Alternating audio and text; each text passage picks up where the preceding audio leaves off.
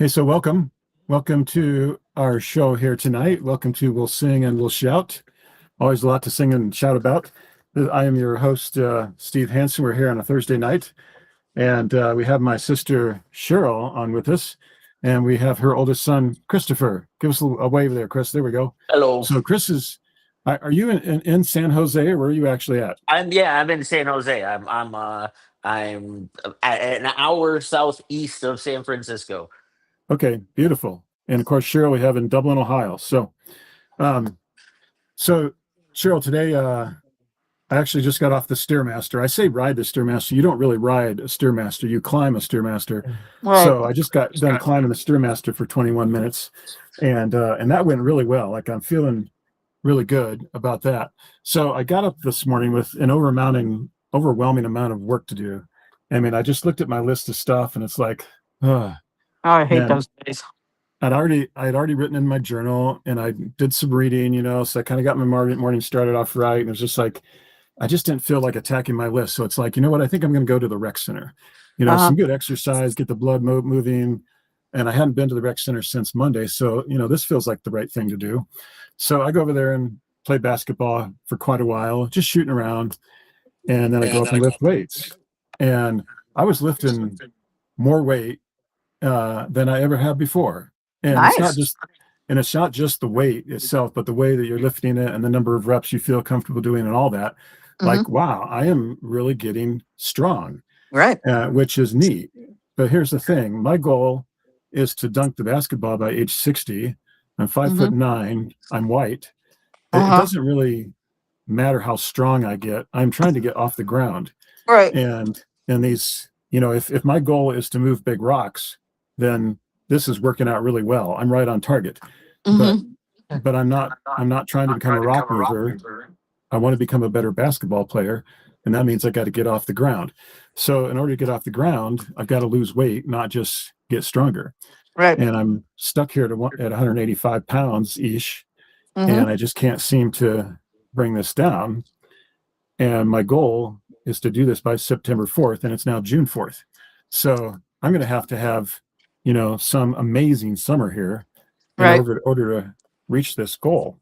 Yep. But I haven't come to the conclusion that this isn't possible yet. I'm still in my mind, this is still going to happen. Chris is over there laughing. And Do or do not. There is no try. and I appreciate that laughter. That's helpful, actually. But I intend. Well, the Stairmaster should help get your legs stronger too for that jumping action. Yeah, for sure. And the leg extension and the leg press today, like I was cranking the weight on that, and that was feeling really good. But like I say, don't go hurting yourself. Then you'll never get it done. I can't carry an extra 30 pounds to the rim. That's just not going to happen. I need to weigh something around 150 pounds. So anyway, I go to the rec center, and I had that really good morning there. While I'm playing basketball, there's a bunch of women that showed up playing on center court. There's like 3 courts there, so I'm on one side, and they're playing on center court there. There are a bunch of women who they look like they all probably played for BYU or college or whatever, but they're good basketball players. Like they're really moving that ball around the court. And so I'm kind of watching them as I'm shooting around. But yeah, good morning at the rec center. So I come home, and now it's like 10:30, 11. I look at this list again. And it's like, oh, I don't want to do One of those days.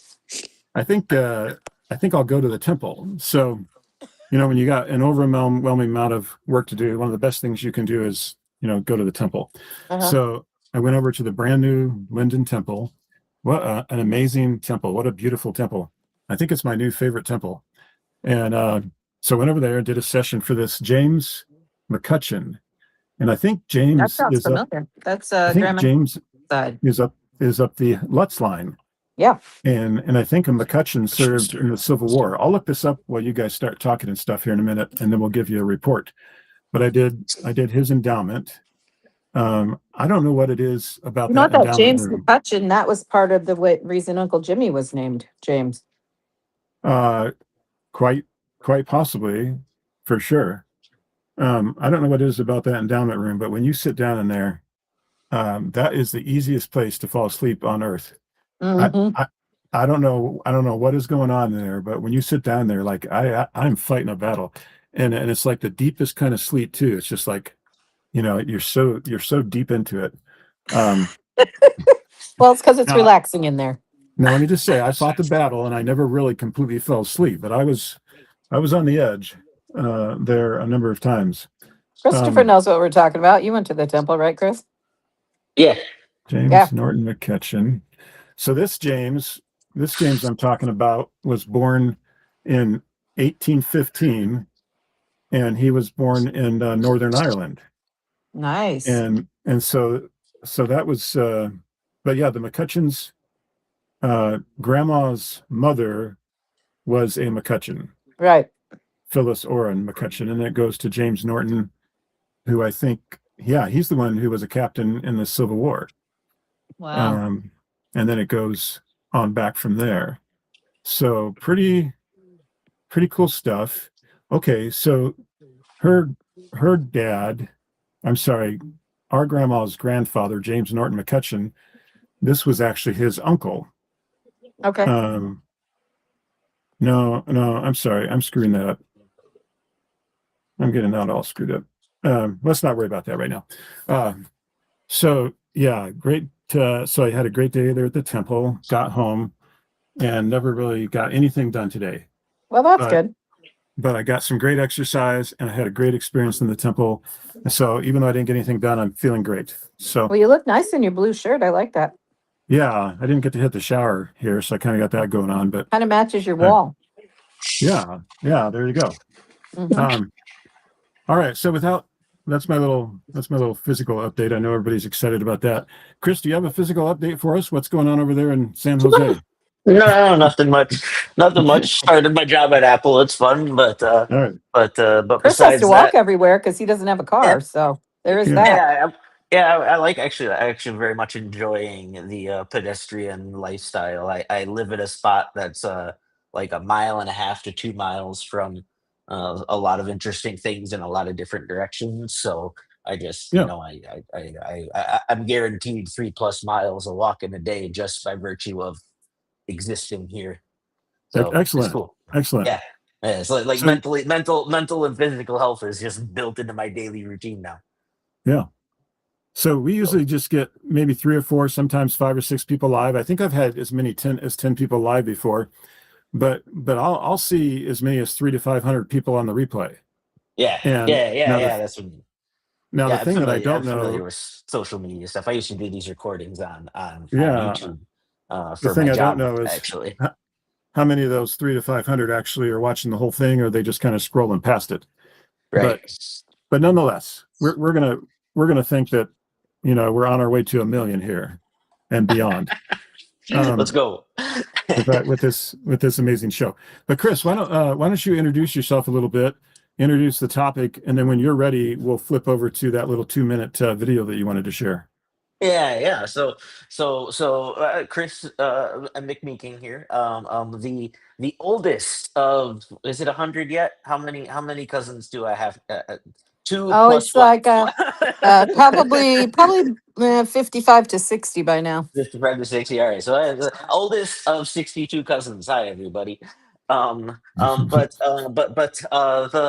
story of how I got involved in what I do. So I am a senior software engineer at Apple. Apple doesn't have very many of those. It's less of a what you do thing and more of kind of like an honorary title at Apple that comes with good salary and all and stock and all that stuff, right?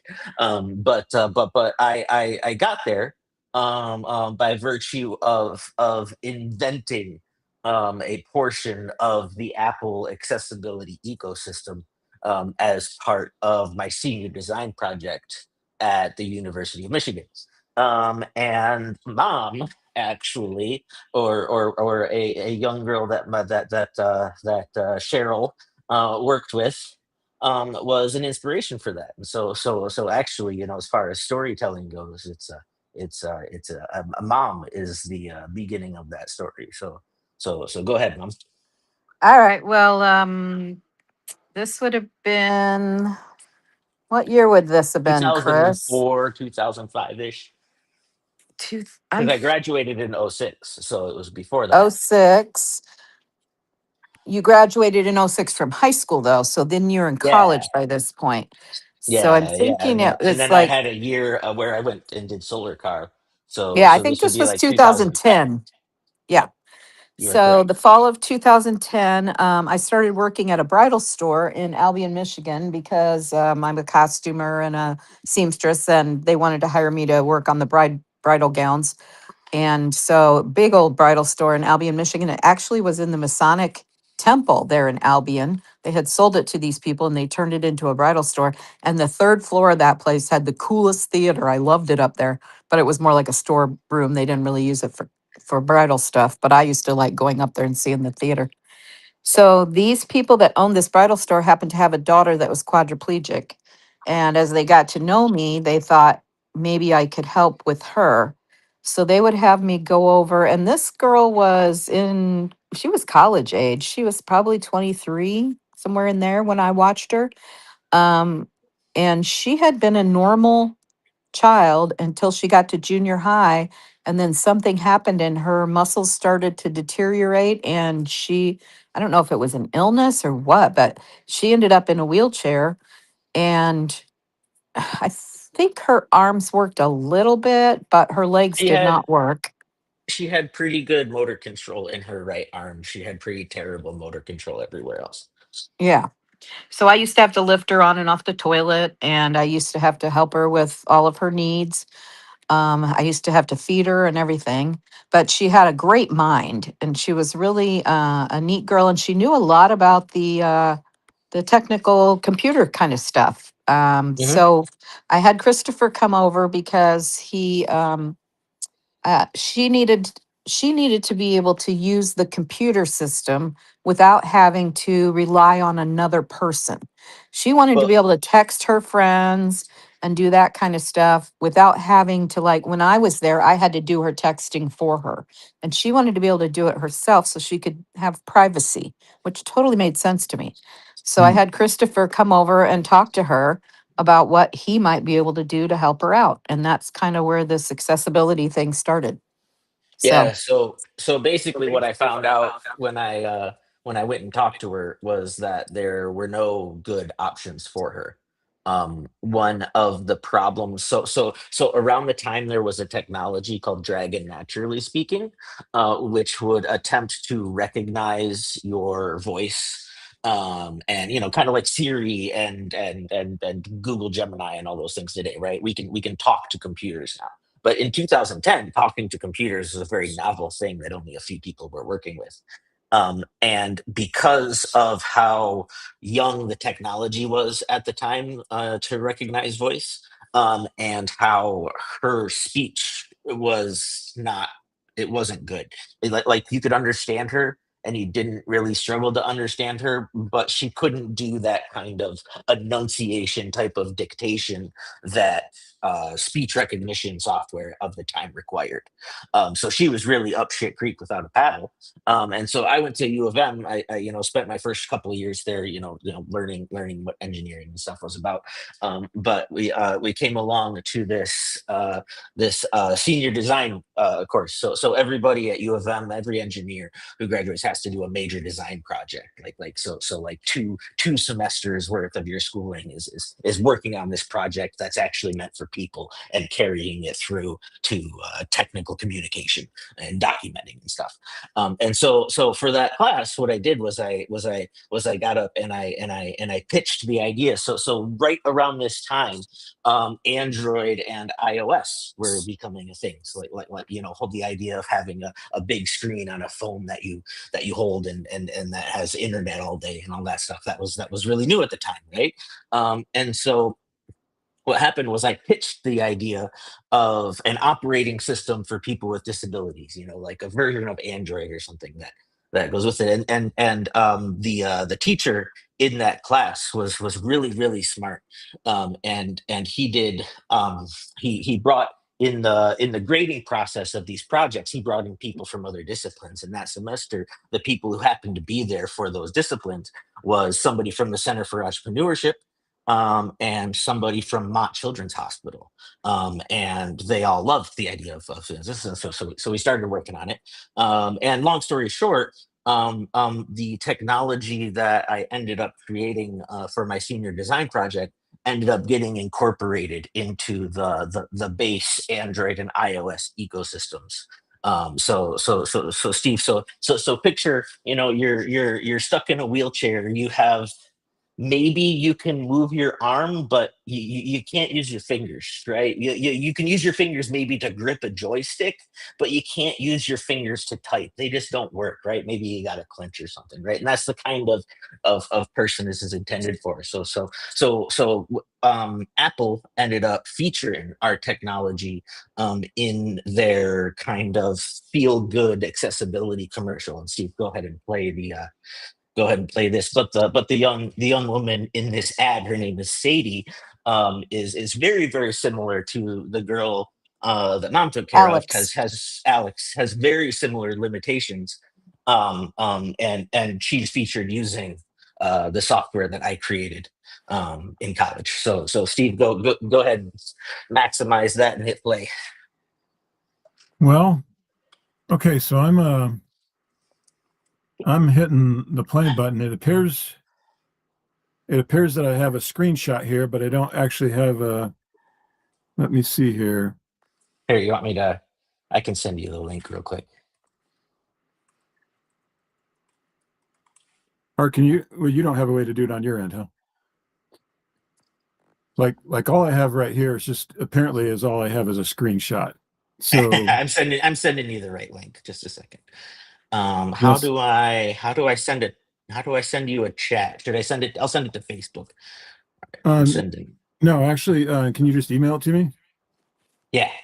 Can you Yeah, email that's me fine. I'll a read it. file? Yeah, In fact, let me see. I've got it There here. you go. Can I just download it? But if you send it over, I just sent you a oh, link here, to the email thread you started.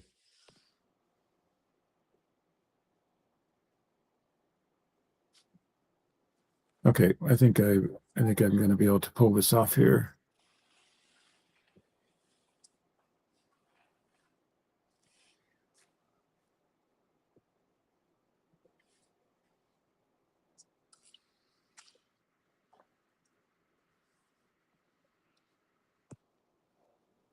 Keep talking, Cheryl. Say some inspiring things Yeah, here. I was thinking about that. I was just, just watching Christopher go through this process as a mother. And he'd already been to Australia with the solar car team, and they came in like third in the world, which was amazing to me. And Christopher was in charge of the computer programs for the solar car, and this was Yep. sponsored by Ford, so they have like all the best that they can get. But Christopher's team was a college team, and I think the people that won were like professionals, like Japanese or Yeah. something. Yeah, So a team from a professional team from the Netherlands, representing the Netherlands equivalent of Elon Musk, basically, and a team from Japan, also professional Toyota. right. And so Christopher's team came in third, and the car he helped with is like in the Smithsonian. I mean, how could a mom be any prouder of a kid doing things until he goes to help handicap people? And he was so successful at this that there was an Intel Innovators Learning. competition. All right, so I'll stop talking so we can see this. Okay. 3 miles to the summit. Is that the size on You your can side, Chris? concentrate on Yeah. every word of a story. A bird began to sing. Jack opened his eyes. You can take the long way home.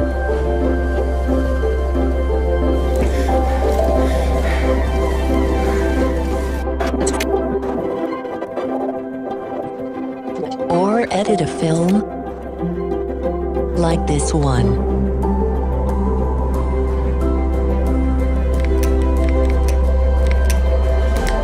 When technology is designed for everyone, So that it was lets my tech anyone right do there. what they love, including me. So that little switch sound that you hear is her basically. So the way it works, right? Picture you want to spell your name. on a keyboard, but that keyboard only lets you interact with a certain section of it at a time, right? And all Sadie has really is that ability to bob back and forth between two signals. So just like tab on a keyboard, you hit tab and it focuses A, you hit tab and it focuses B, you hit tab and it focuses C. And then she sends, so she'll be hitting tab with the left side of her head, and then she'll go over to the right side of her head to select whatever that is. And the innovative part that we added to it, because this kind of switch mechanism was popular in therapy at the time. People built all sorts of games around it. And that gamification encourages people to do that. But what better encourage it to do this head bobbing thing that's healthy for you than actually using it to talk to people, right? And so that's what we did. We just leveraged this thing. But the innovative part that we added is the idea of grouping things together, right? Because if you're going through the alphabet and you have to tap your head to the left 26 times to get to Z, you are going to exhaust yourself, right? Yeah. And so what we did, remember, this is Android 1 and iOS 1. So what we did was we built this really awesome predictive text algorithm that would group letters together. So we would focus a section of the keyboard, like the top left line, right? And then we would focus the maybe we would cut it in half, right? So we'd focus half the letters, and then you select, and then you focus 6 of the letters, and you're just gradually narrowing it down, so that Right. on average you end up bobbing your head to the side 5 times per letter, right? So instead of 26 times to get to Z, it only takes you 5, because you're narrowing it down 1/2 Right. at a time, or 1/4 at a time, or whatever, and that's configurable, right? And That's that's still a lot of head it's bopping. still a lot of head bobbing, it is, Yeah. but it But goes yeah. from, oh my god, impossible, to, yeah, if I develop the neck strength, I can use this to, like Sadie said, edit a video. Yep. Yeah. So You know what it's I'm really possible, curious and they about? can do it. It's just you got to give them that motivation, like mom said, that motivation of privacy, to have her own conversations by far. But like, yeah, exhaust my head. I'll exercise all day so that I can have a private conversation with my girlfriend, right? Like, come on, who wouldn't do that? So anyway, that's the tech. That's built into every phone in the world. It comes default as Yeah. part of the thing. Sorry, Mom, I interrupted you. Go ahead. I was just wondering if Alex ever got to use this technology. I'm sure I don't I'm even, sure she did. yeah, I don't even It, know if she's it's still alive, honestly, because, she couldn't, her yeah, lung yeah, capacity was low, yeah. but I hope she got to use it No, it's a default. It's if a she is default still around. recommendation.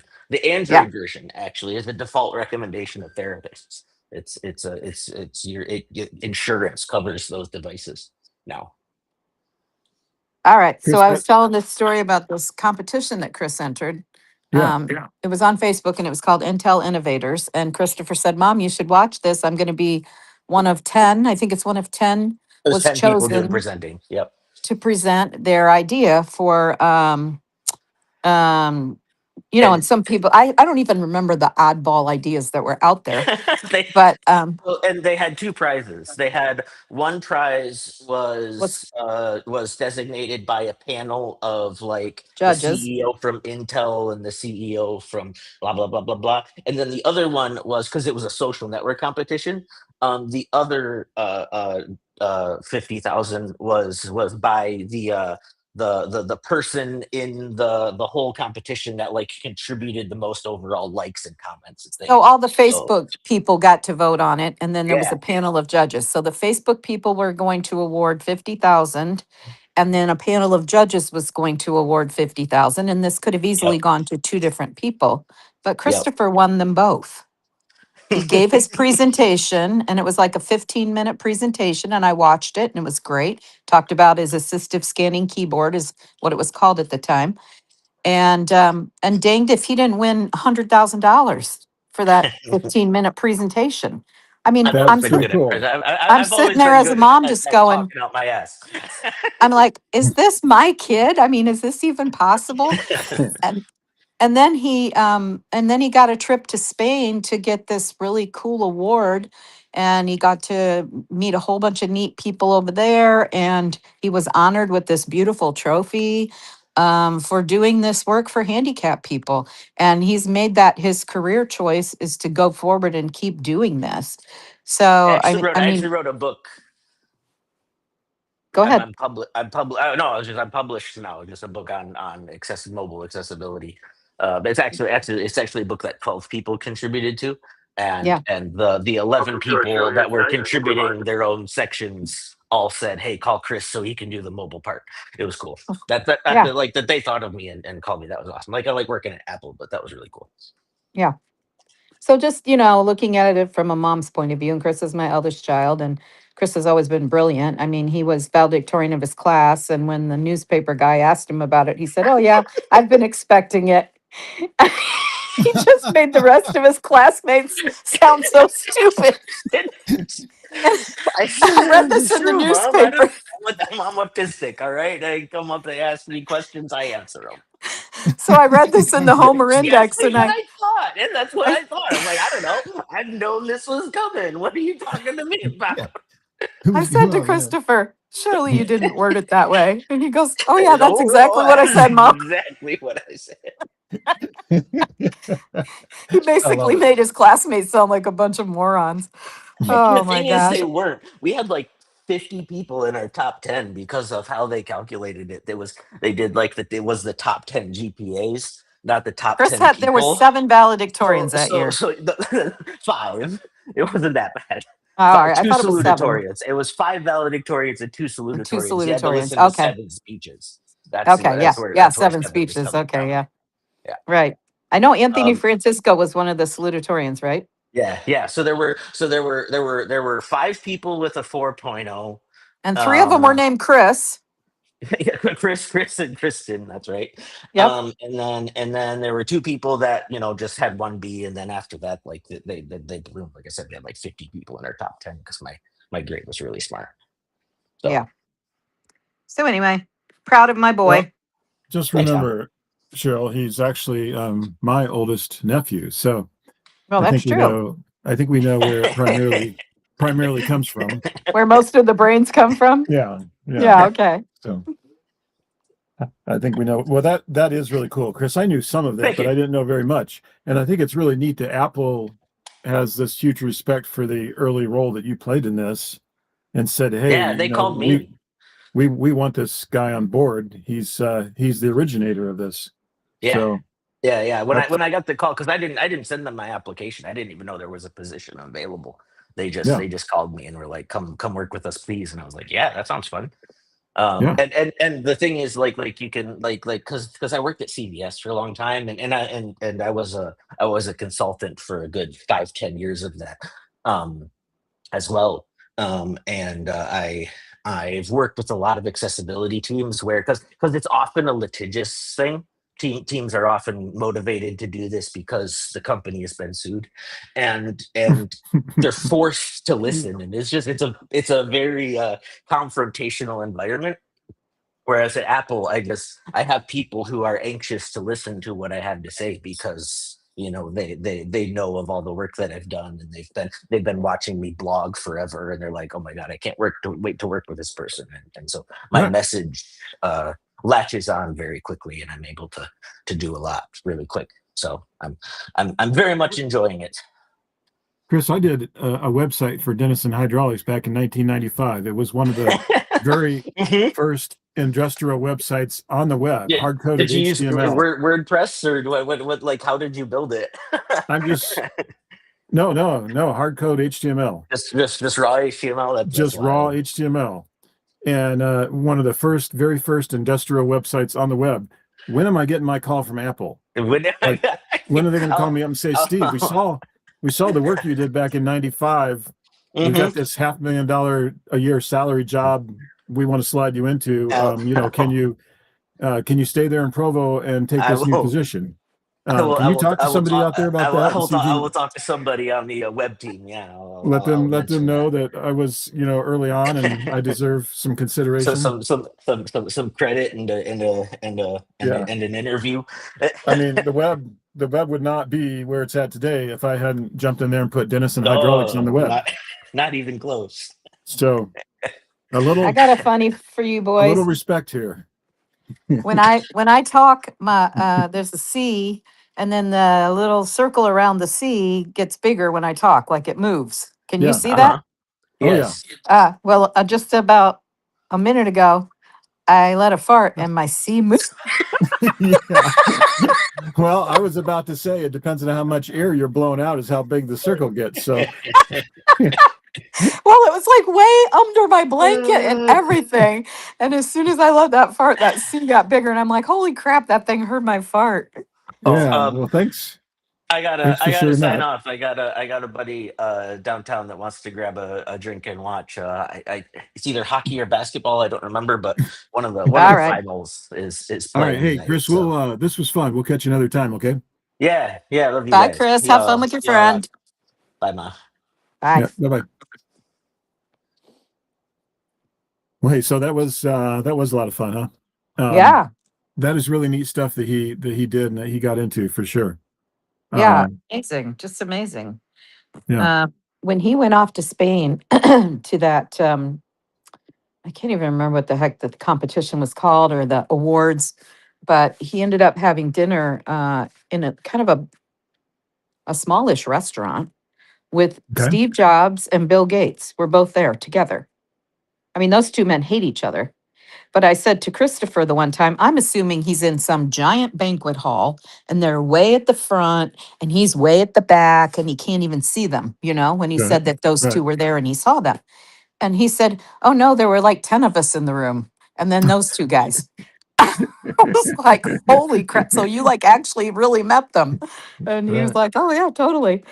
So, I mean, that just blew me away. I was like, could I even be this kid's mother? I mean, it doesn't even make sense to me. Right. So, Right. I mean, between That our is parents, Bob and Barbara, very, very smart people, and then Marge and Robin McMeeking. Robin was one of the very first people at AT&T to actually get computers up and running. And when I used to be there with Scott, they would call Robin on like a Saturday morning from AT&T, and he would have okay. to talk people through things because they couldn't do it without him.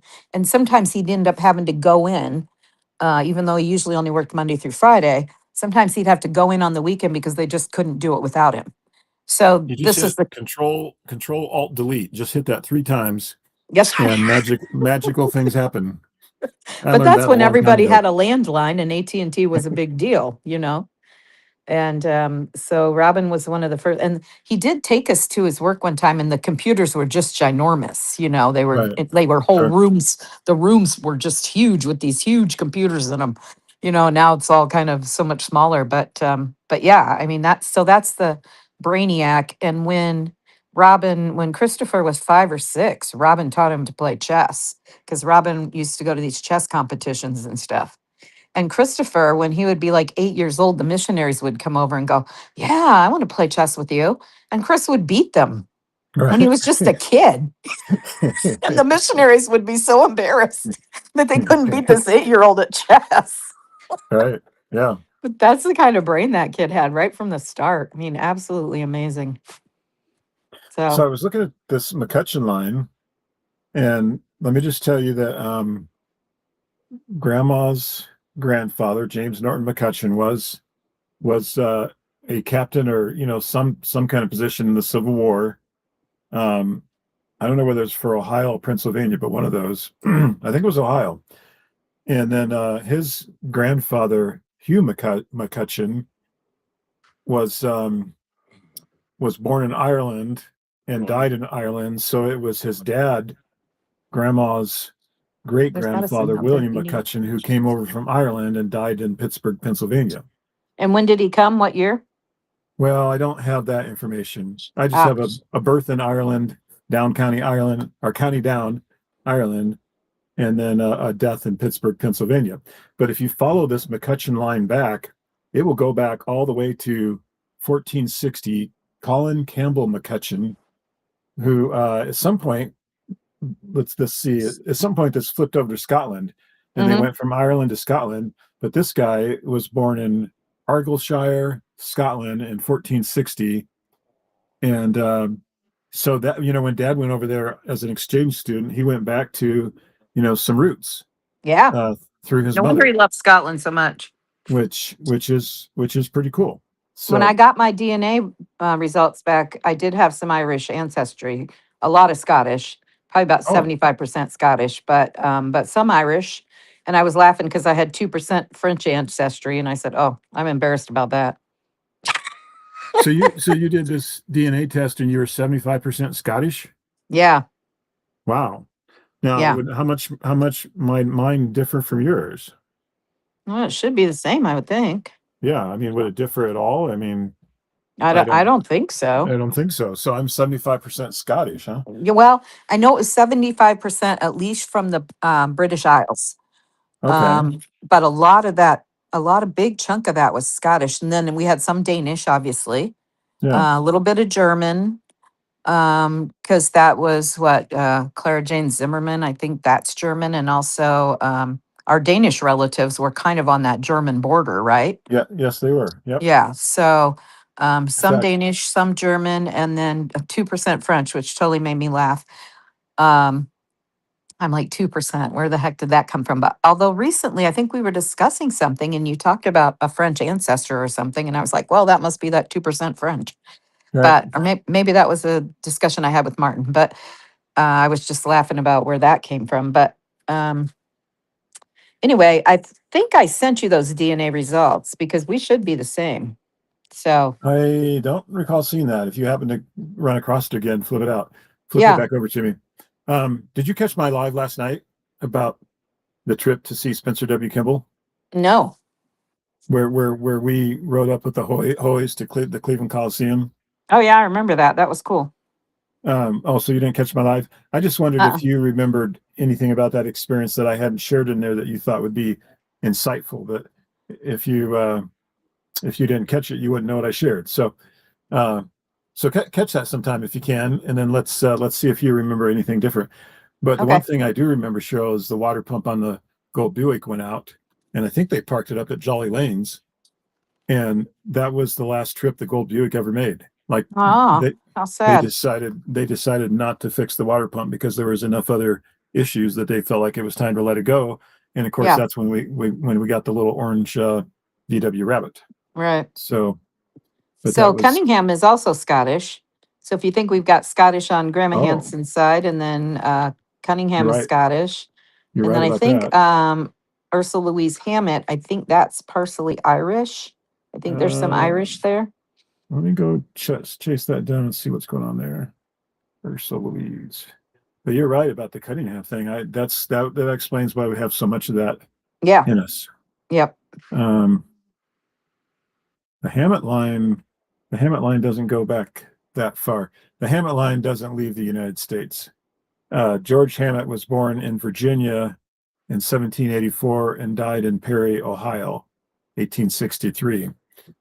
So I can't chase the Hammett line back any further than that. There's a Okay. Harriet Fling. I guess maybe because Grandma had reddish hair and had red-haired children, I kind of assumed that that Hammett line was Irish for some reason. Right. But Let's see here. I mean, everybody has amazing genealogy. This is not something that's unique to us, but it is amazing to chase your genealogy back and see, where these people come from.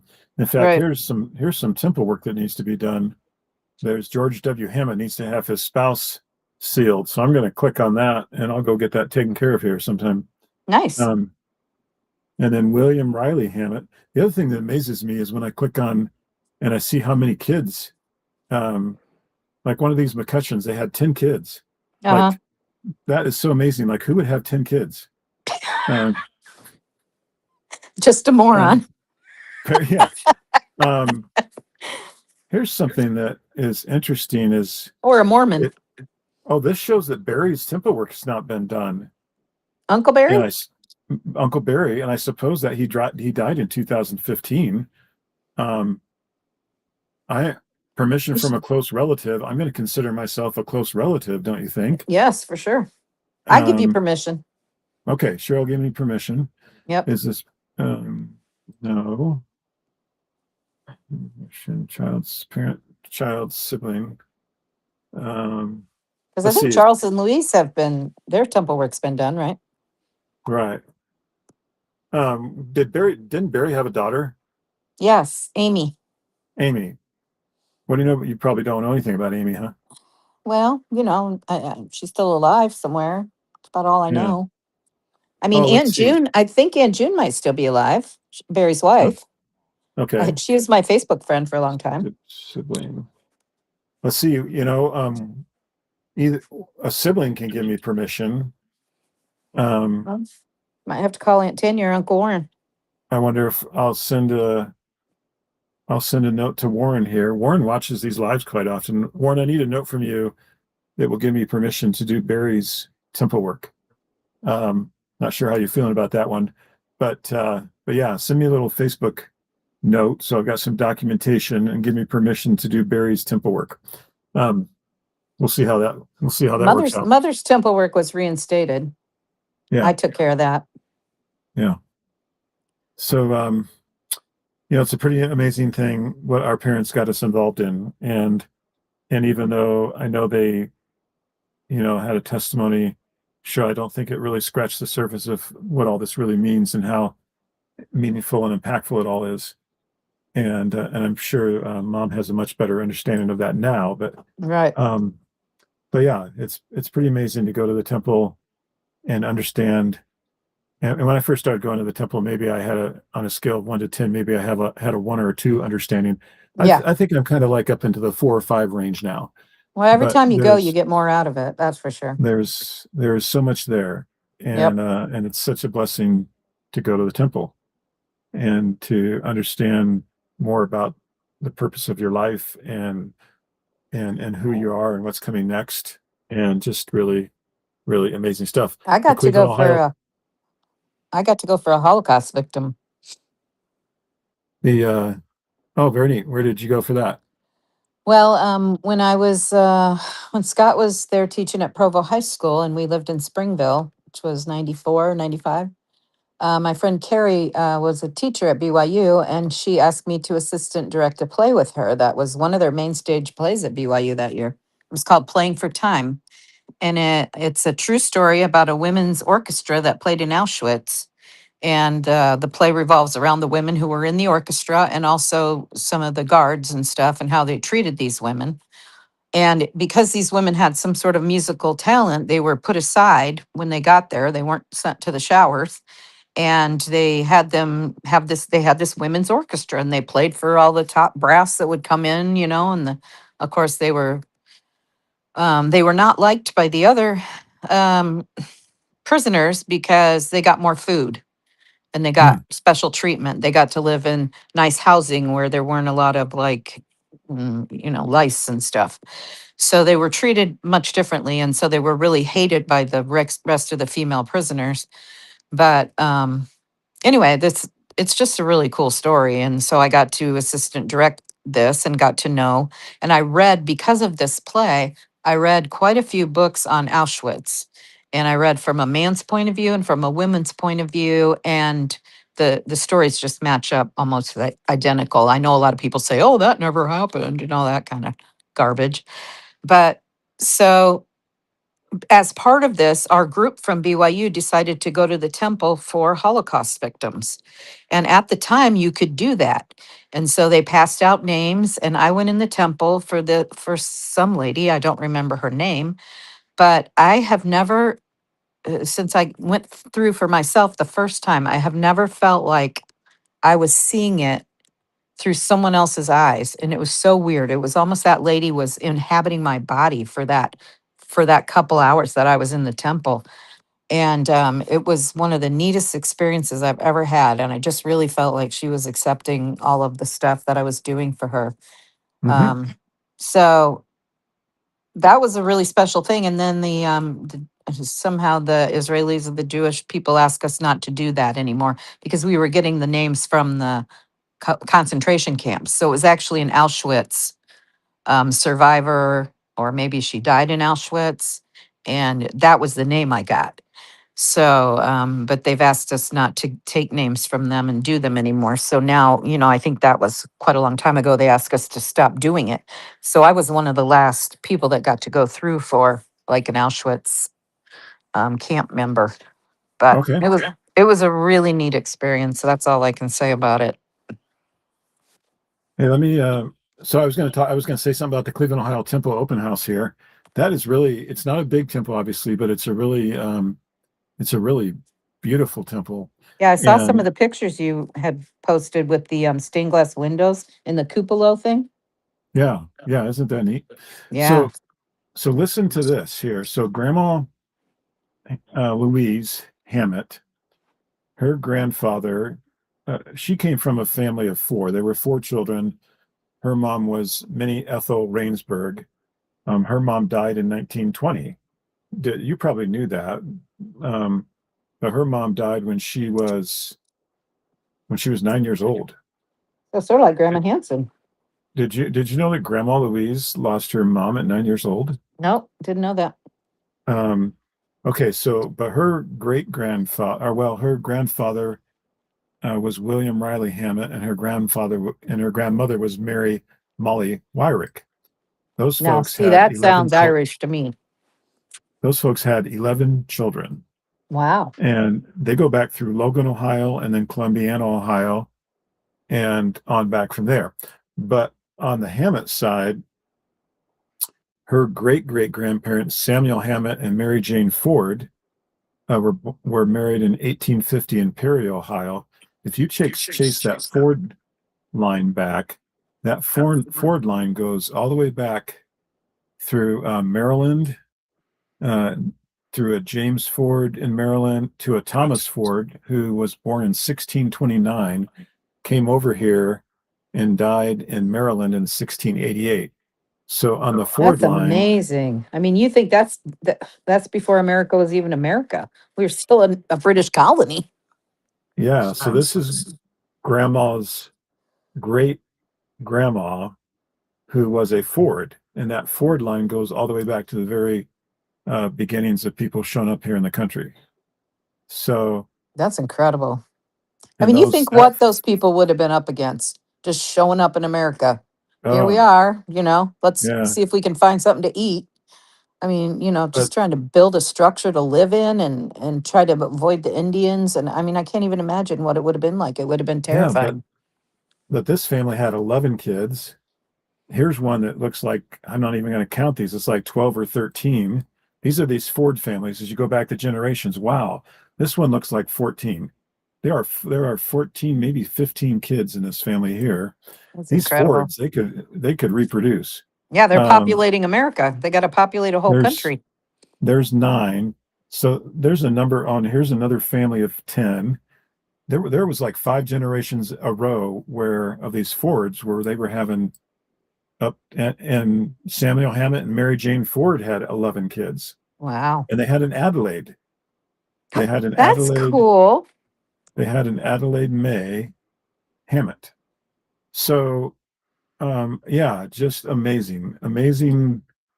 There are like 8 generations of these Fords and Hammets that had at least 10 kids. And so you're talking about showing up over here and fighting the Indians and whatever else you got to do to survive, and you're cranking out these babies. Now, I, I can, I contrast that with the fact that I just read something that the birth rate for the United States and Japan is now at an all-time low. Like it's Yep. dropped even more in the last year or two. Yeah, we're What not even replacing ourselves anymore. what is up with these kids that they can't figure out that they want to get married and make all this happen? Like Well, what's why? interesting is that Charlie Kirk, who died about a year ago at this point, Yeah. he was really going to college campuses and telling these kids, this is where it's at. You need to get married. You need to have children. And I've actually noticed a bit of a tide turning, and that people are more excited. Young people are more excited to get married and have children. So maybe it'll turn. But that was one Well, of Charlie Kirk's big things, was he was really promoting these families. I mean, what an amazing young man. well, after seeing that article, Heidi and I had a discussion, and we talked about, the fact that we've only had 10, and, what if we were to have um, a few more grandchildren? Uh-huh. And I don't I know was how trying to you do lead, that except I get was your trying, children going. I was trying to lead you on there. I was trying to lead you on to thinking that I had talked Heidi into having some more kids. Well, Um, I kind of figured that wasn't happening but uh, but anyway, since your no, youngest is like 16 now. no, she wasn't going to go for that one, but she would go for the more grandkids one. So Yes, of course. so yes, we're going to encourage these knuckleheads to get busy and reproduce here, because we have 3 grandsons from our oldest Devon, but other Mhm. than that, we don't have a whole lot going on here. Yeah. So And I so have 3 anyway, granddaughters from my eldest Allison. Not my and eldest. I feel like I've set a good example here, Cheryl, but I don't I know, know right? I don't know what to do. Um, well, hey, this has really been fun. We're 50 minutes into this. Somehow we have a couple people hanging on here with us, They're and brave. we probably need to let them go. Tomorrow night, I'm not going to be able to do this show because I'm going up to the scout camp where Kenny is, and we're going to be taking all the boys up there some ice cream and hanging So out we up just did there. 2 shows tonight, basically, to make up So for it. basically, we did 2 shows tonight, right? Unless you Yeah. wanted to jump on here and do a show without me, No, like that's all right. we could Martin totally have a likes his guest. Friday nights with his wife. We could totally have a guest host sometime, but perhaps we'll be back on Saturday night. If not, we'll certainly be back on Sunday night. So, Right. I've got to all right. get that book out of the car that David brought that has a bunch of genealogy because I think it's got the Hammett sisters, pictures of Oh, each one. So I got to okay. make sure I get that and get that sent to you so we can share that. But uh, Grandma Louise's ancestry there is just amazing. It is amazing that those families were cranking out 10, 11, 12, 13, 14, 15 kids generation after generation. Yeah. And, and she only had 6. So it's like, what's going on here, Louise? But the family that she came from only had 4. Yeah. So So she upped it. they were starting to run out of gas there a little bit. But then I came along and, set a new I new was standard planning to here. only have 4 and then Joey messed that up. So I ended up having 5. But Right. So, um, all right. Well, hey, let's let these folks go. We'll talk for a minute. all right. Thank you for hanging on here, whoever that is, and whoever catches us on the replay and makes it all to the end. Wow, you are a trooper. We will catch you possibly Saturday night, if not